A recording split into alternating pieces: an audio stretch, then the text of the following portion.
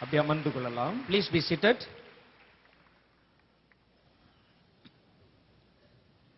நான் என்னுடைய செய்தியை துவங்குவதற்கு முன்பாக என்னை குறித்த சில வார்த்தைகளை நான் உங்களுக்கு சாட்சி அறிவித்துக் கொள்ள ஆசைப்படுகிறேன். Before I share the word of God with you, I want to share a little bit about my testimony. என்னுடைய செய்தி வெகு நீண்ட நேரம் கடந்து போக போவதில்லை. My message is not going to last very long. நீங்கள் அதை குறித்து பயப்படவும் தேவையில்லை. So you need not be afraid. ஏனென்றால் நீங்கள் எல்லாம் உங்களுடைய இரவு உணவை முடித்துவிட்டு அமர்ந்திருக்கிறீர்கள். Because you all have already taken your dinner. நாங்கள் எங்களுடைய உபவாசத்தோடு எங்களுடைய செய்தியை சொல்லிக் கொண்டிருக்கிறோம். But I am coming here fasting and praying to preach to you. உங்களை விட வெகு வேகமாய் வீட்டுக்கு போக வேண்டும் என்கிற ஆவல் எங்களுக்கு தான் உண்டு. So I have greater desire to finish quickly and go back home to have my food. ஆகவே அதிக நேரம் ஆகாது. நீங்கள் கவலைப்படாமல் கர்த்தருடைய வசனத்தை கவனிக்கலாம். So it will not last longer. Please listen attentively. என்னுடைய வாழ்க்கையின் துவக்க காலத்தில் நான் ஒரு இந்திய தேசத்தில் உள்ள எங்கள் தமிழ்நாட்டில் ஒரு சின்ன பகுதியை சேர்ந்தவன். I was born in a small village in the southern part of India in a state called Tamil Nadu. நான் என்னுடைய சிறு வயதிலே என்னுடைய தாயாரை இழந்தவன். I've lost my mother when I was very young. என்னுடைய 12வது வயதில் அவர்கள் மரித்து போனார்கள். My mother passed away when I was 12 years old. என்னுடைய தகப்பனார் அரசாங்கத்தில் ஒரு பெரிய அதிகாரியாக இருந்தார். My father was a very high ranking government official. அவருக்கு எங்களுடைய குடும்பத்தை கவனித்துக் கொள்வதற்கு நேரம் இல்லை. He did not have time to look after our family. நாங்கள் உடன் பிறந்தவர்கள் 5 பேர். I have 4 brothers and sisters. அவர்களுக்கு நடுவில் ஆண்டவரை குறித்து அறிய வேண்டும் என்கிற அறிவு எங்களுள் ஒருவருக்கும் இருந்ததில்லை. And none of our siblings have the knowledge of seeking God. நாங்கள் 3 தலைமுறையாக கிறிஸ்தவ குடும்பத்தை சேர்ந்தவர்கள். We are 3 generation of Christians. என்னுடைய தாயார் ஹிந்து மதத்தை சேர்ந்தவர். My mother is a Hindu. எங்களுடைய குடும்பம் எப்பொழுதாவது தேவாலயத்துக்கு செல்வதுண்டு. Our family used to go to church once in a while. Christmas அல்லது ஈஸ்டர் நாட்களில் மாத்திரம் நாங்கள் அங்கே கடந்து போவோம். We only go to church during Christmas or Easter. கடவுளுக்கும் எங்களுக்கும் வெகு தூரம் இருந்தது. We have no relationship with God. என் தாயார் மரித்து போன பொழுது எங்களுடைய குடும்பமே தத்தளித்து போனது. When my mother died, our whole family was lost. என்னுடைய தகப்பனார் எப்பொழுதும் தன்னுடைய வேலையில் தான் கண்ணும் கருத்துமாக இருப்பார். My father was more interested only in his career. நாங்கள் அவரை ஒரு மாதத்திற்கு 2 முறை சந்தித்தாலே பெரிய காரியம். We only used to see him at least only twice a month. இந்த நிலையில் என்னுடைய வாழ்க்கை திசை மாற ஆரம்பித்தது. During this period my life used to go apart in different ways. நான் கல்லூரியில் படிக்கிற வரைக்கும் நல்லவனாக இருந்தேன். Till the time I entered into college I was a good boy. நான் கல்லூரிக்கு போன புதிதில் என்னோடு கூட கெட்ட நண்பர்கள் சேர்ந்து கொண்டார்கள். And when I entered into college many evil friends associated with me. என்னை வீட்டில் கண்டிப்பதற்கு ஆள் இல்லை. There was no one to discipline me at home. என் கைகளில் நான் நிறைய பணம் வைத்திருப்பேன். I used to have a lot of money in my hand. நான் ஒரு உருவப்பட ஓவியனாக என்னுடைய வாழ்க்கை நான் துவக்கினேன். I was a portrait artist by profession. எனக்கு எழுத தெரிவதற்கு முன்பாகவே வரையத்தான் தெரியும். Before I knew how to write, I knew how to draw. நான் எந்த மனிதனை பார்த்தாலும் அவனை அப்படியே தத்ரூபமாக வரைந்து விடுவேன். I could draw any person however they look like. நான் ஸ்கூலில் படித்துக் கொண்டிருந்த காலத்திலே ஒரு தொழில் செய்ய ஆரம்பித்தேன். And when I was studying in college, I built up a career. அதில் எனக்கு ஏராளமான பணம் கிடைத்தது. And I earned a lot of money. அநேக அரண்மனைகளில் இருக்கக்கூடிய ராஜாக்களுடைய உருவப்படங்களை வரைந்து தந்திருக்கிறேன். I have drawn the pictures of many kings and queens in the palaces. வாலிப வயதில் ஒருவருடைய கைகளில் ஏராளமான பணம் இருப்பது ஆபத்து. It is very dangerous for a young youth to have lots of money. என் கல்லூரி நாட்களில் என் கைகளில் ஏராளமான பணம் இருந்த பொழுது தீய வழிகளை நாடி போக ஆரம்பித்தேன். And when I had lot of money during my youthful days, I began to go into bad company. என்னுடைய நண்பர்கள் எனக்கு பல்வேறு விதமான கெட்ட பழக்கங்களை சொல்லிக் கொடுத்தார்கள். My friends taught me many evil habits. எனக்கு குடிப்பதற்கு சொல்லிக் They கொடுத்தார்கள். taught me how to drink.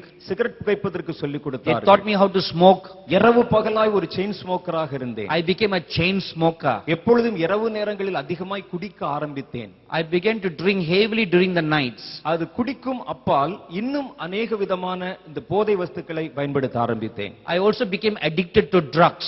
என் அபிப்பிராயம் சரியா இருக்குமானால் நான் உபயோகப்படுத்தாத போதை பொருளே இருந்திருக்காது இல்லை.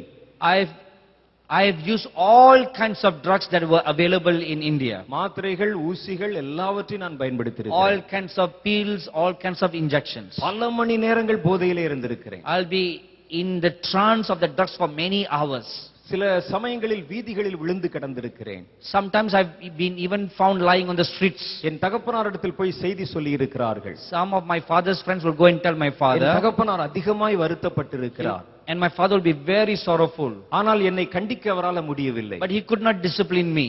அந்த நேரத்தில் நான் ஒரு அரசியல் கட்சியில் போய் அங்கத்தினனாய் சேர்ந்தேன். At that time, I joined a political group. அது கடவுள் இல்லை என்று சொல்லுகிற ஒரு மறுபியக்க கட்சி.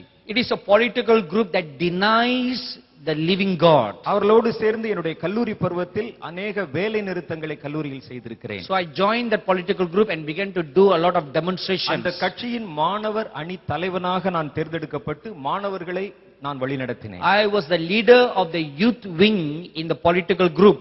கல்லூரியிலே கல்லை விட்டு எறிந்திருக்கிறேன். I used to throw stones at my college. வாகனங்களை அடித்து நொறுக்கி I இருக்கிறேன். have broken many vehicles. 3 முறை சிறைக்கு போயிருக்கிறேன். I've been to the prison 3 times அரசியல் கைதியாக. as a political prisoner. இப்படியெல்லாம் வாழ்ந்து கொண்டிருந்த அந்த நேரத்தில் As I was living such a life, 1979வது வருஷத்தில் என் வாழ்க்கையில் ஒரு மாற்றம் உண்டானது. in 1979 there came a turning point in my life. என்னுடைய கட்சியை சார்ந்தவர்கள் தன்னுடைய அலுவலகத்தில் அமர்ந்திருந்த நேரத்தில் நான் சாயந்தரம் அங்கே கடந்து போனேன். I went into the political office in the evening time one அங்கிருந்த ஒரு day. நண்பர் என்னை பார்த்து சொன்னார், A friend looked at me and said, இந்த ராமநாதபுரத்திலே ஒரு கன்வென்ஷன் கூட்டம் நடைபெறுகிறது. there is a convention going on in our town today. அதை கிறிஸ்தவர்கள் நடத்தி கொண்டிருக்கிறார்கள். The Christians are organizing it. அதில் ஒரு ஊழியக்காரர் வந்திருக்கிறார். A servant of God is participating in the our meeting. ஜனங்களை ஏமாற்றுகிறார். He is cheating the people. எல்லா ஜனங்களையும் வேறு விதமாய் வழி தப்பி போக பண்ணுகிறார். He is deceiving the people in a wrong way. இயேசுவை பார்க்கிறேன் என்று சொல்லுகிறார். He says that I see Jesus. கூட்டத்தில் வந்திருக்கிறவருடைய பெயர்களை சொல்லுகிறார். He calls out the people's names. இயேசு இங்கே நிற்கிறார், அங்கே நிற்கிறார், உலாவுகிறார் என்று He சொல்லுகிறார். tells them that Lord Jesus standing here, standing there and moving among the crowd. ஜனங்கள் எல்லாம் இதை கேட்டு மயங்கி கீழே விழுகிறார்கள். And people are listening to this and falling down in a trance. ஜனங்களை மூளை செலவை செய்கிறார். He is mesmerizing the people. நாம் இதை குறித்து கண்டிப்பாய் கண்டிக்க வேண்டும். We must come against this. எங்கள் கட்சிக்கென்று ஒரு பத்திரிகை நடத்தி கொண்டிருந்தோம். Our political group publishes a magazine. நான் அதில் நிறைய எழுதி இருக்கிறேன். I used to be a writer in that magazine. ஆகவே என்னுடைய நண்பர்கள் சொன்னார்கள், நீர் அந்த கூட்டத்துக்கு போங்க. Therefore my friend said, you go to that meeting. அந்த கூட்டத்தில் என்ன நடக்கிறது என்பதை பார்த்து அப்படியே ஒரு கட்டுரை எழுதி கொண்டு வாருங்கள். Whatever he speaks, whatever you see, please write it in an article. அவர்களில் எப்படியெல்லாம் ஏமாற்றுகிறார்கள், எப்படியெல்லாம் ஏமாறுகிறார்கள் என்பதை ஜனங்களுக்கு வெளிச்சம் போட்டு காட்டுவோம். We must expose to the people how these Christians are cheating and deceiving the people. அவர்கள் இந்த வார்த்தையை சொல்லும் பொழுது நான் கொஞ்சம் குடித்திருந்தேன். As I listened to their words, I was drunk in a little bit. அப்பொழுது நான் அவர்களை பார்த்து சொன்னேன், And I told them, ஒரு கிறிஸ்தவ கூட்டத்துக்கு யாராவது போவானா? who will go to a Christian meeting? ரொம்ப போர் அடிக்கும் அது. It will be a very boring meeting. அவர்கள் பாடுகிற பாட்டும் போர் அடிக்கும்.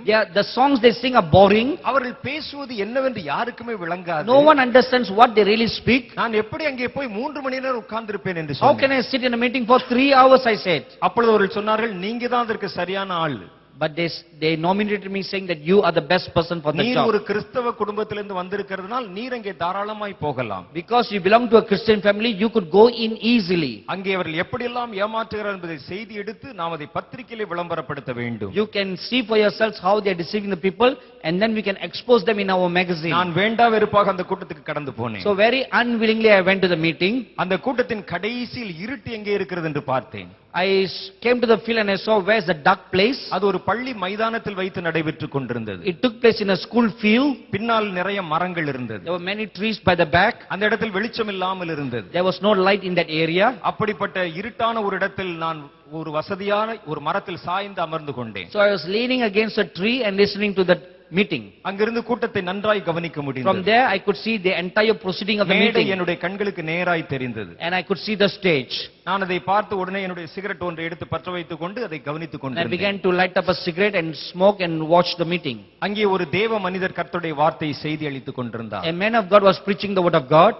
அவர் எங்களுடைய தேசத்தில் ஒரு பிரபலமான ஊழியக்காரர், தினகரன் என்பது அவருடைய பெயர். He is a very popular saintly man of God who lived in India. His name is Dinagaran. அவர் அங்கே மேடையில் நின்று ஒரு கூட்டத்தில் பேசிக் கொண்டிருந்தார். He was standing there and speaking. முதலாவதாக சில கொயரை சேர்ந்தவர்கள் வந்து பாடல் பாடிக்கொண்டிருந்தார்கள். In the beginning, some people from the choir were singing. எனக்கு தலையும் புரியவில்லை, வாலும் I புரியவில்லை. didn't understand what they were singing about. நான் ஒரு மாதிரி கரக்கத்தில் போதையிலே அதை கவனித்துக் I கொண்டிருந்தேன். was half drunk and then looking at all that. அதன் பின்பு அவர் ஏதோ பிரசங்கம் பண்ணினார். And then he started to speech. ஒரு வார்த்தையும் எனக்கு அதில் புரியவில்லை. I could not understand a single word. நான் அதிலும் ஏதாவது நடக்கிறதா, ஏமாற்றுகிறாளா என்று பார்த்தேன். எனக்கு ஒன்றும் தெரியவில்லை. I was trying to see whether he was deceiving the people in any way. I could not see anything. கடைசி ஜெப நேரம் வந்தது. And the time of prayer came. எல்லாரும் எழுந்து நின்றார்கள். Everybody stood up. சகோதரர் ஜெபத்தை நடத்த ஆரம்பித்தார். The preacher began to lead in prayer. திடீரென்று அவர் சொன்னார், நான் இயேசுவை பார்க்கிறேன். Suddenly he said, I see Jesus now. அவர் கூட்டத்தின் நடுவில் உலாவிக் He is கொண்டிருக்கிறார். moving in our midst.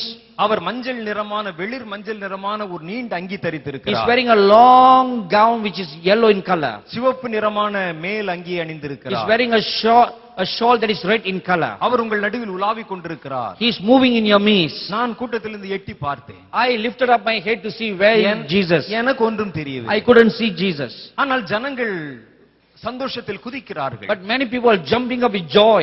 சிலர் புதிய வார்த்தைகளில் என்னென்னமோ பேசுகிறார்கள். Some people speaking in a strange language. எனக்கு எல்லாம் புதுமையா இருந்தது. Everything was new to me. இயேசு வலது பக்கத்தில் நடக்கிறார் என்கிறார். They said Jesus is walking on the right side. நான் வலது பக்கம் பார்த்தேன். I turned to the right side. ஒன்றும் I தெரியவில்லை. couldn't see anything. இயேசு இடது பக்கம் நடக்கிறார் He said என்றார். Jesus walking the left side. நான் இடது பக்கம் பார்த்தேன். I turned to the left side. ஒன்றும் I தெரியவில்லை. couldn't see anything. வானத்திலிருந்து தூதர்கள் வருகிறார்கள் என்றார். He said angels are coming down from the sky. நான் வானத்தை பார்த்தேன். I look up to the sky. நட்சத்திரம் கூட தெரியவில்லை. I couldn't even see the stars. இந்த மனிதர் இத்தனை பேருக்கு நடுவில் இவ்வளவு பேரை ஏமாற்றுகிறார் என்று நான் ஆச்சரியப்பட்டேன். I thought in my heart, how could this man boldly deceive these people? திடீரென்று அவர் சொன்னார், மேரி, யார் அந்த மேரி? Suddenly he said, who is this Mary? கர்த்தர் உன்னை தொடுகிறார். Jesus is touching you. நான் என் மனதில் நினைத்தேன், I thought in my heart, ஒரு கிறிஸ்தவ கூட்டத்தில் கண்டிப்பாய் ஒரு 50 மேரியாவது இருப்பார்கள். in a Christian meeting, definitely there will be at least 50 people by the name Mary. இவர் மேரி என்று பெயரை சொல்லி அழைக்கிறார். யாரை அழைக்கிறார் என்று கேட்டேன். He is calling a woman called Mary, but who is he calling? அவர் செய்வது எல்லாவற்றையும் ஒரு புத்தகத்தில் ஒரு சின்ன குறிப்பு நோட்டில் நான் எழுதி கொண்டேன். I was writing all these things in a notebook. ஜனங்களை எப்படியெல்லாம் இந்த கிறிஸ்தவ ஊழியக்காரர்கள், போதகர்கள் ஏமாற்றுகிறார்கள் என்று. I was writing down in my notebook how these Christians are deceiving the people. 1, 2, 3 என்று நம்பர் போட்டு எழுதி கொண்டு வருகிறேன். 1, 2, 3, 4, I was numbering them one by one. திடீரென்று அந்த ஊழியக்காரர் தன்னுடைய சத்தத்தை நிறுத்தினார். Suddenly the preacher became quiet. அவர் ஒரு வார்த்தை சொன்னார். Then he said a word. ஒரு வாலிப தம்பி இந்த கூட்டத்திற்கு வந்திருக்கிறார். There is a young youth who has come to this meeting. நீ உன்னுடைய நண்பர்களால் கர்த்தருடைய ஆவியை சோதித்து பார்க்கும்படிக்காக அனுப்பப்பட்டிருக்கிறாய். You have been sent here by your friends to test the Spirit of God. நீ உன்னுடைய சின்ன ஒரு நோட்டு புத்தகத்தில் உன்னுடைய கையில் வைத்து சில குறிப்புகளை எழுதி கொண்டிருக்கிறாய். You have a notebook in your hand. You are writing down some notes. தம்பி, நான் உனக்கு சொல்வதை அந்த நோட்டில் எழுதிக்கொள். Oh young man, write down what I'm saying in that notebook. அந்த கூட்டத்தில் ஏறத்தாழ 10,000க்கும் அதிகமான பேர் இருக்கிறாங்க. There were more than 10,000 people in the meeting. அவரால் என்னை பார்ப்பதற்கு வாய்ப்பே இல்லை. It is impossible for him to see where I was standing. அவர் சொல்லுகிறார், தம்பி உன்னுடைய நோட்டு புத்தகத்தில் எழுதிக்கொள். He said, young man, write this in your notebook. எந்த வாயால் நீ இயேசு இல்லை என்று சொன்னாயோ, With what mouth you said that Jesus doesn't exist, அதே வாயால் நீ இயேசு இருக்கிறார் என்று ஊர் ஊராய் சொல்லப் போகிறாய். with that same mouth you're going to go around from village to village, city to city to preach Jesus. சாதாரணமாய் அல்ல, ஆதாரபூர்வமாய் சொல்லப் போகிறாய். Not just ordinary preaching, but signs and wonders preaching. கர்த்தர் உன்னை தனக்கென்று தேர்ந்தெடுத்துக் கொள்ளப் போகிறார் என்று சொன்னார். The Lord is going to call you and choose you, he said. அவர் என்னைத்தான் சொல்லுகிறார் என்று எனக்கு அப்பொழுதும் புரியவில்லை. At that time I did not know really clearly that he was talking about me. என்னை போல வேற யாராவது ஒரு தம்பி நோட்டு புத்தகத்தில் எழுதி கொண்டிருப்பாரோ என்று கூட நினைத்தேன் நான். I thought maybe there was somebody who was like me writing in a notebook. ஆனால் என் மனம் லேசாய் அசைய ஆரம்பித்தது. But something began to change in my heart. இதில் ஏதோ ஒன்று இருக்கிறது என்று நினைத்தேன். I thought to myself, there's some kind of power here. நாம் இவர்களை தொந்தரவு செய்யக்கூடாது என்று நினைத்தேன். We must not disturb these people. என்னுடைய கட்சி அலுவலகத்துக்கு கடந்து போனேன். I went to my political office. அங்க இருக்கிற என்னுடைய நண்பர்களை பார்த்து நான் சொன்னேன், I looked at my friends and said, கிறிஸ்தவர்கள் அவர்கள் தங்கள் பாட்டிற்கு ஏதாவது செய்து கொண்டு போகட்டும். let the Christians do whatever they like to do. நமக்கு புரியாத விஷயத்தில் நாம் தலையிட வேண்டாம். Let us not interfere in the things that we don't understand. அதில் ஏதோ ஒன்று இருக்கிறது என்று சொன்னேன். There's something there, I said. என்னுடைய நண்பர்கள் சிரித்தார்கள். My friends laughed at me. நீரும் கிறிஸ்தவராகி விட்டீரோ என்று கேட்டார்கள். They mocked at me saying, you have already repented and become a Christian. நான் சொன்னேன், கடவுளே வந்தாலும் அது நடக்காது. I told them, I challenged them, even if God comes down, I will never become a Christian. நான் கடைசி வரைக்கும் கம்யூனிஸ்டாய் தான் இருப்பேன் Till the end, I will be a communist. என்று சொல்லி நான் என் வீட்டிற்கு கடந்து And போனேன். then I went home. மறுநாள் காலை 5 மணி The next morning at 5, நான் எழுந்த பொழுது when I got up, யாரோ என்னோடு கூட பேசுவதை போல உணர்ந்தேன். I could feel that someone is talking to me. அது என்னை தொந்தரவு செய்ய ஆரம்பித்தது It போல began to இருந்தது. disturb me. ஆகவே என்னால் உறங்க முடியவில்லை. நான் எழுந்து விட்டேன். I could not sleep and I got up. எனக்குள்ளிருந்து எண்ணங்களாய் தோன்ற ஆரம்பித்தது. Some kind of thoughts began to trouble me.